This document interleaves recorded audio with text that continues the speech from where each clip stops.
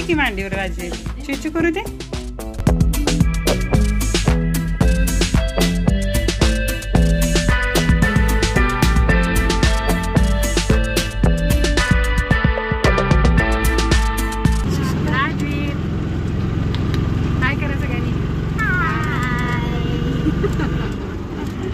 तर नमस्कार मंडळी, माहेर ब्लॉगमध्ये तुमचं खूप मनापासून स्वागत आहे. तर आम्ही निघालेलो आहोत निकिताच्या घरी, अर्थात भाचीला कधी पाहीन असं झालेलं आहे.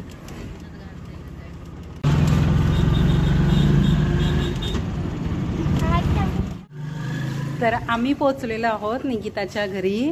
म्हणजे ॲक्च्युली तिचं घर आता वरती, आम्ही चालत जाणार आहोत वरती. अपार्टमेंटमध्ये राहते ती.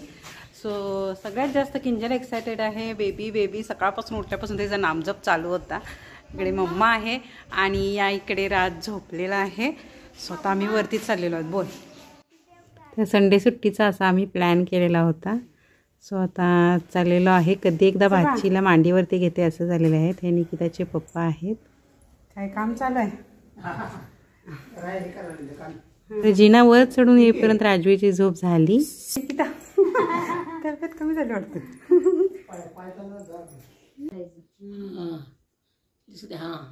अजून किती चेहरा काय बघतोयस राजवीर? अरे पप्पा जाते ते आता व्हिडिओ. राजवीर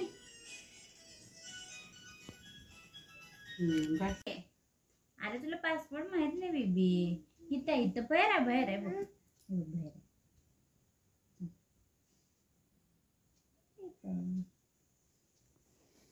हा बघा माझा राजवीरवरती झालेला परिणाम. व्लॉगिंग काय करायलायस राजवीर? व्लॉग करतोयस? शाबास बेटा.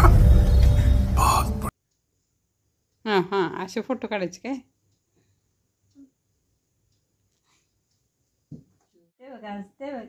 शू करू दे की मांडीवर राजे, चुचू करू दे. शिश लावू दे, चुचू करू दे.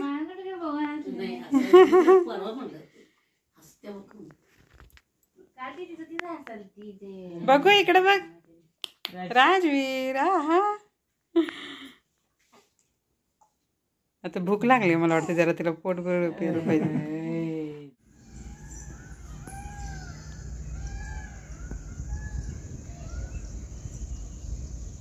तर इकडे बाहेरचा एरिया खूप छान आणि सुंदर आहे. तर तोच मी आता तुम्हाला दाखवण्यासाठी बाहेर आलेले आहे. तर टेरेसवरून हा सर्व एरिया दिसतोय.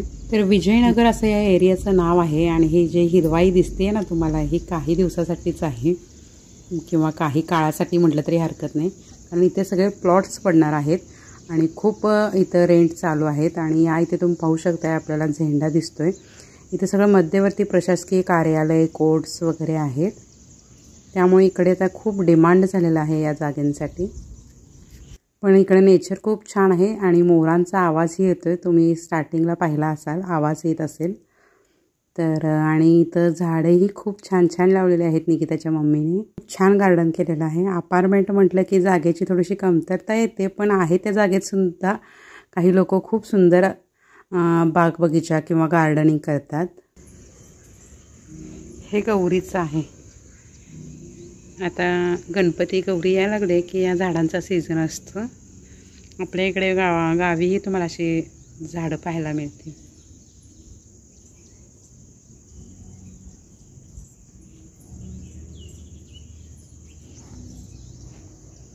तर हा शेंगवर्गीयच वेल आहे. ॲक्च्युली माहीत नाही मला कशाचा आहे, पण खूप उंचपर्यंत गेलेला आहे.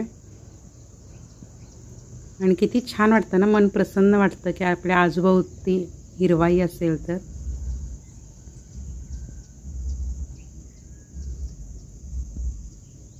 तर सगळेजण आतमध्ये ना बेबीला घ्यायसाठी नंबर लावलेले आहेत. तो पण मी म्हटलं थोडा वेळ बाहेर जावं. तर वांगही किती छोटंसं आलेलं आहे पहा.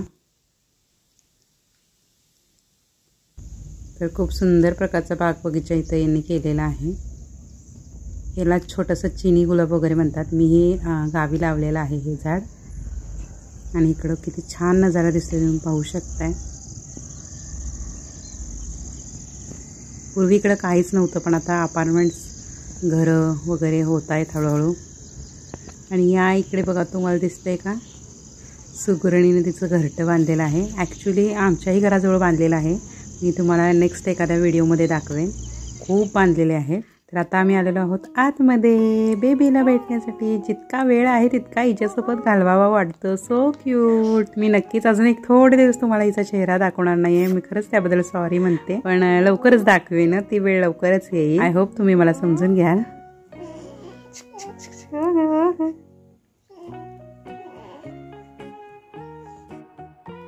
ओंकारला मी सतत म्हणत असते, तू एक जबाबदार पप्पा झालायस हे मला पटतच नाही. तर तो कसा करतोय बघा. खरंच तो अजूनही आम्हाला लहानच वाटतो. लहान असताना तो खूप हट्टी होता. आम्हालाही खूप बहिणींना त्रास द्यायचा. पण आता तो खरंच खूप शांत आलेला आहे. खरंच निसर्ग नियमानुसार ना, वेळेनुसार माणसांच्यात खूप बदल होत जातो. आताही तो खूप थकून आलेला आहे, पण बाळाला किती छान पद्धतीने खेळवतोय बघा.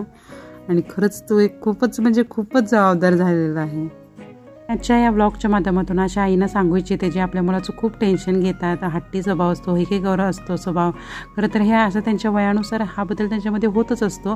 पण हेही तितकंच खरं आहे की हळूहळू जसे ते मोठे होतील, त्यांच्या अंगावरती जबाबदारी पडेल, तसं हे त्यांच्यात चांगले गुण उपजतच येत राहतात. याचं एक उत्तम उदाहरण म्हणजे ओंकार आहे. ओंकार आमचा खूप पबजी खेळायचा, कॉलेजकडे दुर्लक्ष करायचा. आम्हालाही असंच वाटायचं की याचं कसं होणार, पण झालं ते खूप सुंदर झालं. कारण त्याने रफ्तार शॉप त्याचा आता 1 नंबर चालते. ऑल इंडियातून कस्टमरचे त्याला कॉल्स येतात. त्याचे कपड्यांबद्दल त्याला खूप मागणी असते आणि खूप व्यापही आता तो बेबी आल्यापासून खूप बाकीचेही व्याप करतोय. आणि खरंच आम्हाला खूप प्राऊड फील येतोय ओंकार तुझ्याबद्दल.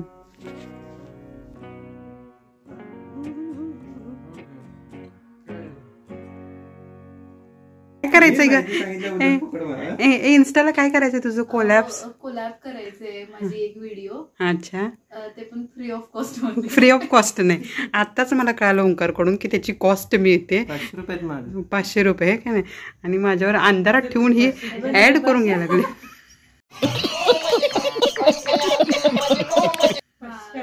फोनच्या कव्हरच्या पाठीमागे ते माझे आहेत. ठरलं तर मग 500 रुपये घ्यायचे आणि काय कोलॅबरेशन करायचं. फ्रीमध्ये मेकअप. फ्रीमध्ये मेकअप.